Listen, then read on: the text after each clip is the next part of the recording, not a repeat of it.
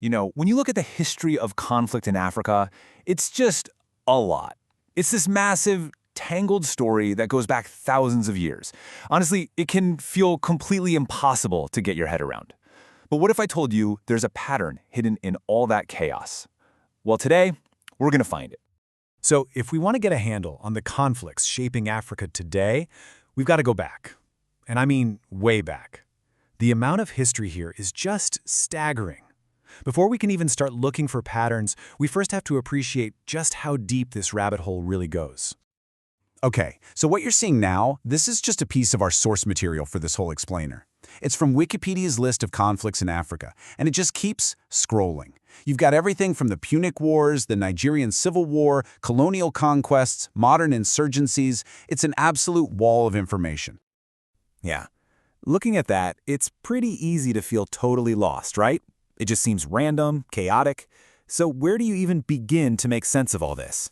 Well, the answer isn't about memorizing every single war. It's about finding the bigger story that this whole list is trying to tell us.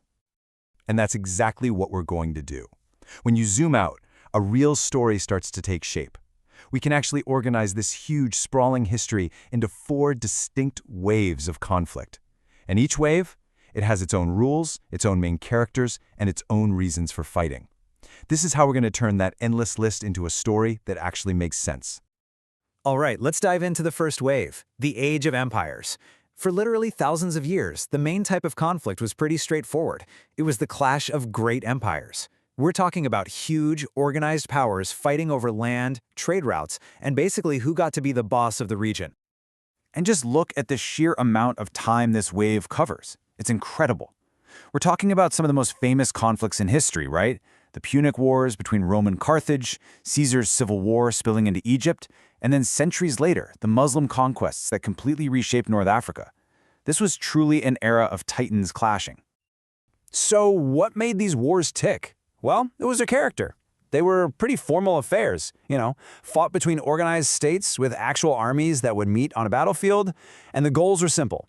Conquer territory, grab resources, and make your empire bigger. Think of stuff like the Vandalic War or when Rome conquered Egypt. These were classic state-on-state fights for total control. But then, things started to change. The very nature of war itself began to shift. It started slowly, around the 15th century, but then it really sped up. A whole new kind of war came onto the scene with the arrival of European colonial powers. Suddenly, the question wasn't which empire is going to rule, it was who even has the right to rule here at all. And that brings us to the second wave. And this really nails the shift, doesn't it? The whole game was turned on its head. It wasn't about equals fighting anymore, like Rome versus Carthage. It became a struggle between an outside colonizing power and the local people fighting for their very right to exist as a sovereign nation. Now, this wave hit its most violent peak right in the middle of the 20th century. I mean, just look at how packed this timeline is. You have the Algerian War, the long, brutal struggles in Angola and Mozambique.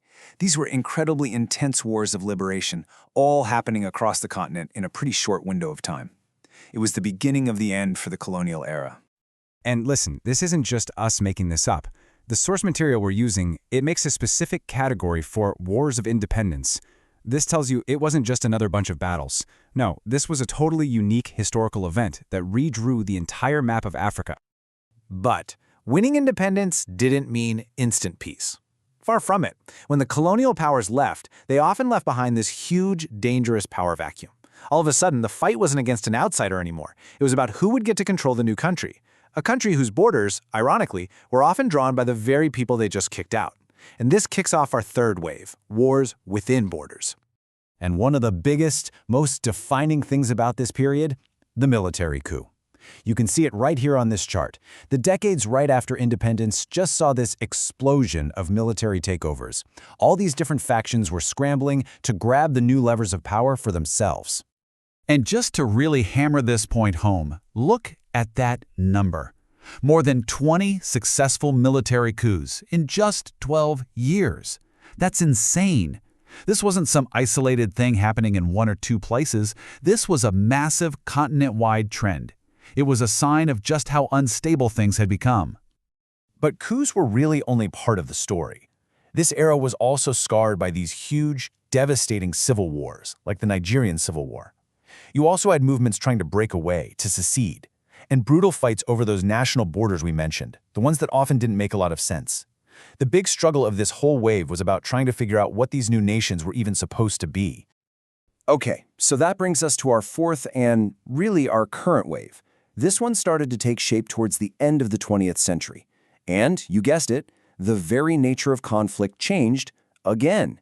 It became less about states and their formal armies and a lot more about ideology, about networks, and about a whole new way of fighting. The key word for this modern era is insurgency. Now, this is different from a classic civil war where you have two armies fighting to take the capital city. An insurgency is a long, grinding, drawn-out struggle. It's fought by groups that aren't states, non-state actors, and they use totally different tactics against the established government. So what do these conflicts look like? Well, they're often fought by groups that don't care about borders. They operate regionally, like the insurgency in the Maghreb. They're driven by really complex ideologies, and they definitely don't fight in the old conventional ways. You know the names, groups like Boko Haram in Nigeria or Al-Shabaab in Somalia. They really represent this new face of war. It's elusive, it's persistent, and it's regional. So, let's just recap and put it all together. You can see the whole evolution right here in 4 clear steps. It starts with empire versus empire, then that changes into colonizer versus colonized. After that, the fight turns inward, becoming nation versus nation inside those new borders, and that leads us to today, with the state versus non-state actors. You can see how each wave sort of flows from the one before it, setting the stage for what comes next. Now, it's really important to get this next part. These waves aren't perfectly neat and tidy. I mean, history never is, right? If you look at the continent today, you can find pieces of all 4 waves still happening at the same time. You've got simmering border disputes that are a leftover from a past era, you've got ongoing civil wars, and you've got these modern insurgencies, all happening at once. So this whole framework, it's a great way to make sense of the past, but it also points to a really challenging future.